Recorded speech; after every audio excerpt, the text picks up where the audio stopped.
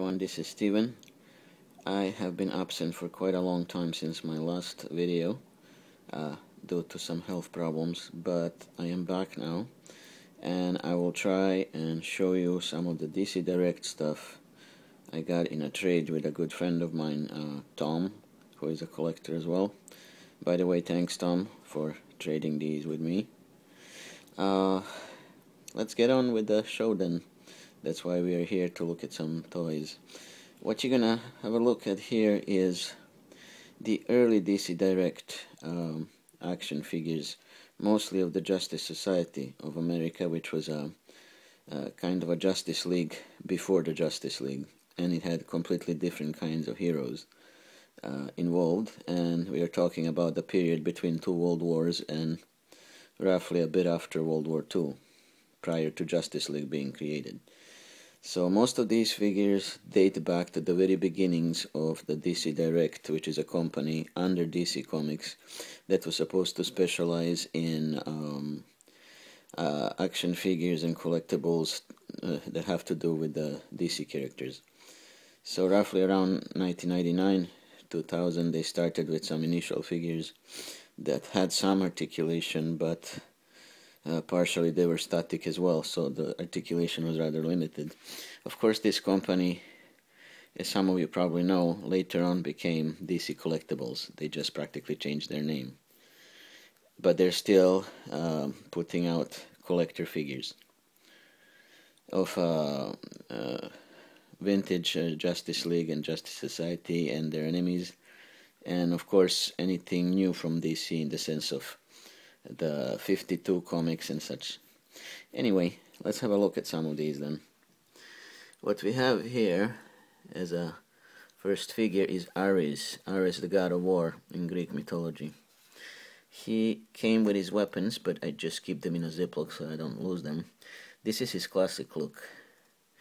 So he looks pretty neat, and this same version appeared in the DC Universe Classics.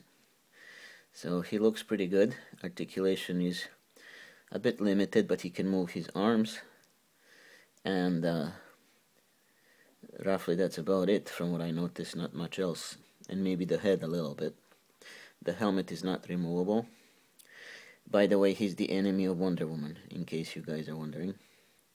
So the next one here is a deluxe figure of Solomon Grundy, one of the first ones made by DC Direct, and he was a deluxe figure because of his size.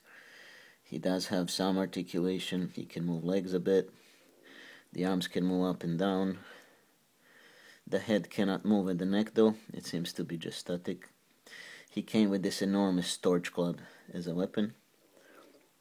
And he's a pretty neat figure. Of course, they made more updated versions of Grundy later on, but this was one of the first back in early 2000s.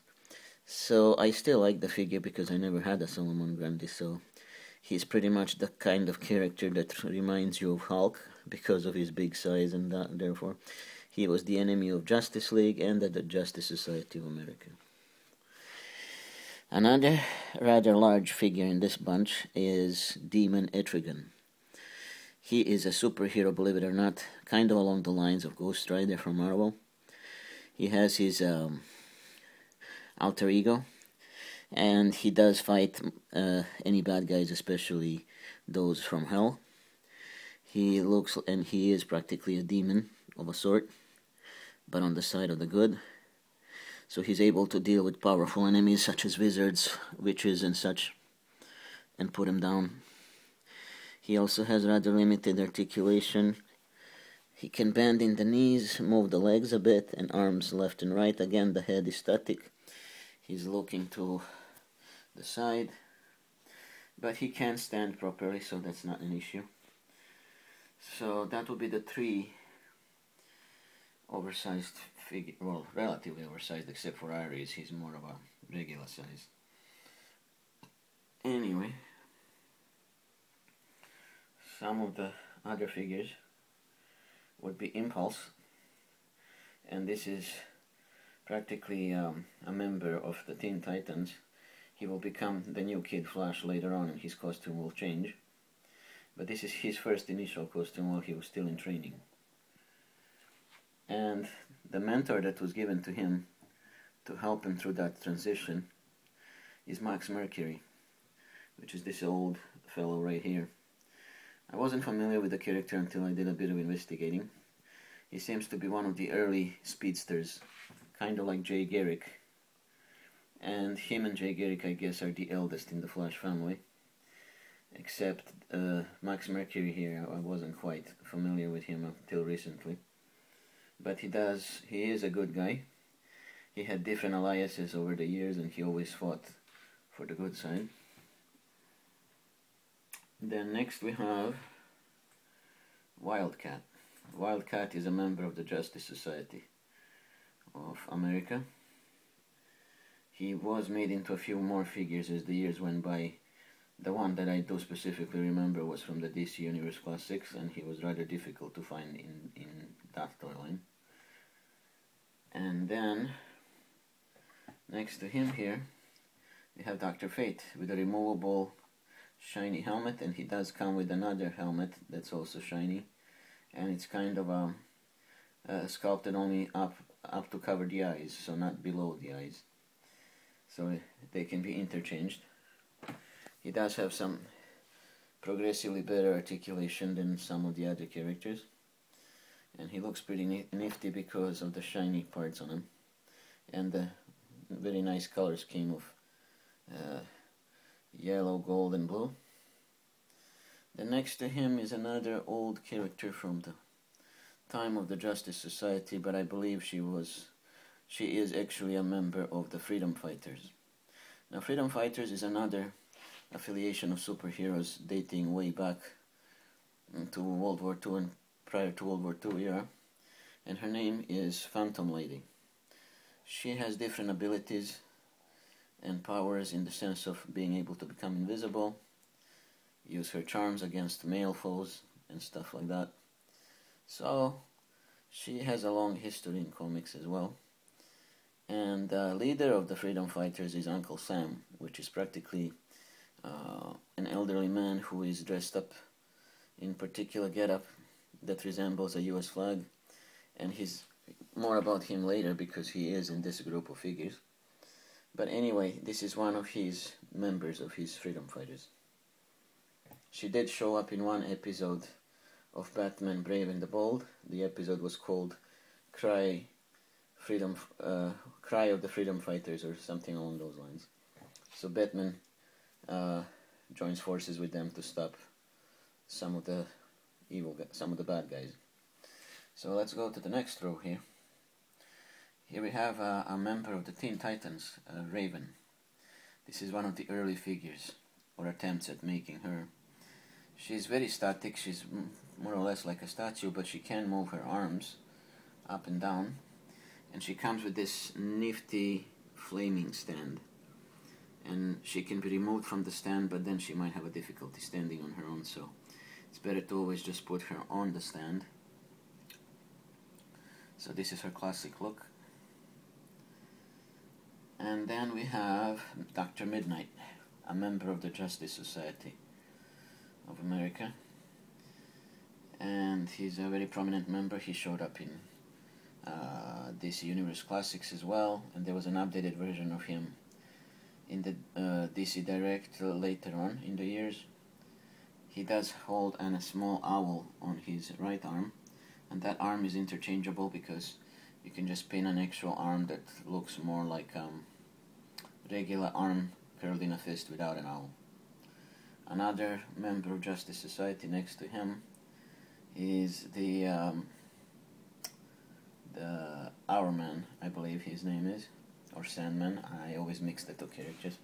Anyway, he also has powers of a sort, and he dates back to before World War II. And he was a regular member, always was, and together with Dr. Midnight, they both showed up in the Batman Brave and the Bold in a couple of episodes at least, along with some other members of the Justice Society. Here we have a member of the Teen Titans, aside from the superpowers version of him from the 80s. This was the second attempt to make him in a figure, I believe, from DC Direct. So he comes with some interchangeable arms that I keep in a ziploc on the side. So that's him, and he looks pretty good in his classic attire. Now, slightly larger figure next to him is the Dead Man. The Dead Man has a long history in comics, and he's more of a lost soul who's trying to find out who killed him and why. So he's a sort of a spirit that's stuck between two worlds, and he can actually tread the world of the dead and the living, I believe. I never really read any of his comics, but I did see him appear in Batman Brave and the Bold. And he's a pretty nifty looking character. Now, this early version from the early 2000s is also glowing in the dark, so the face and the chest here can glow in the dark, which is a pretty neat thing to see. Up here we have Uncle Sam, whom I mentioned earlier. He's the leader of the freedom fighters. I never read any comics about him, but I know this image of him because he was also used on the posters for recruiting soldiers in World War II on the American side. And he will always be printed on the poster saying, "Uncle Sam wants you to join the US military." And he's practically, he seems to appear as an elderly man, but who is at the prime of his strength. And the outfit he wears is more like a 19th century gentleman attire. The hat is removable. He does have movements in the legs and the arms. He doesn't come with any weapons. But he's, according to Wikipedia, where you can find his biography in full, Uncle Sam here is neither human nor an alien. It's more of a spirit, that a spirit of US that kind of embodies itself into a sort of a human form, and he's always there when the dire need is and the world is in grave danger. So, along with the Phantom Lady and a couple of other members, he always comes to the rescue whenever some seriously bad guys are causing trouble. He did appear in Batman Brave and the Bold, one whole episode dedicated to him and the freedom fighters. Next to him is Black Canary. She was, it seems, a member of Justice League and Justice Society at different times. Or maybe, according to Batman Brave and the Bold, her mother, who looked very much like her and wore the same costume and had the same power or a very loud voice, was member of the Justice Society, and then her daughter became the member of the Justice League. So that would kind of explain how can the same character be a member in both affiliations. She has a very powerful voice. When she screams, she can use her ultrasonic voice to wipe out any enemies or destroy any objects. Next to her is a character that I don't know a whole lot about, except I found out a little bit of her biography at the back of her package, and that's Fatality. I thought she was a member of Green Lanterns because of her outfit, but when I read the biography I realized I was wrong. She's the only surviving member of a planet that was accidentally destroyed by the Green Lanterns. And since she's the only survivor, she decided to exact revenge on any member of the Green Lantern Corps by killing them one by one. Her name is Fatality, by the way. She has a little gun attachment on her. She has a gun in the holster, which is not removable. And she has one single weapon, which is this deadly harpoon spear. And the earrings of Green Lanterns that she's wearing is not really a mark that she belongs to the Lanterns, but it's more of a trophies of every Lantern she kills. She keeps something as a memento that she made a kill. Next to her is Question. His alter ego, he used to be a very good journalist, but he's also a conspiracy theorist and a member of the Justice League. He is always wearing a kind of mask that cannot reveal his true identity, and he's quite brilliant in gathering information and breaking any conspiracy, and being able to connect the dots faster than other heroes and get to the bottom of even most complex conspiracies out there. He appeared on numerous occasions in the Justice League Unlimited cartoon series, and he also appeared in Batman Brave and the Bold. This is pretty much his attire. He always looks like this. Sometimes he wears a coat as well. In this case, his mask and hat are removable to reveal his true identity underneath, and this figure dates back to about 2000-2001. Next to him is Artemis, one of the members of the Amazon warriors from Wonder Woman's Island. And if I'm not mistaken, Artemis also showed up in the Wonder Woman movie, of course not looking exactly like this, but a bit different.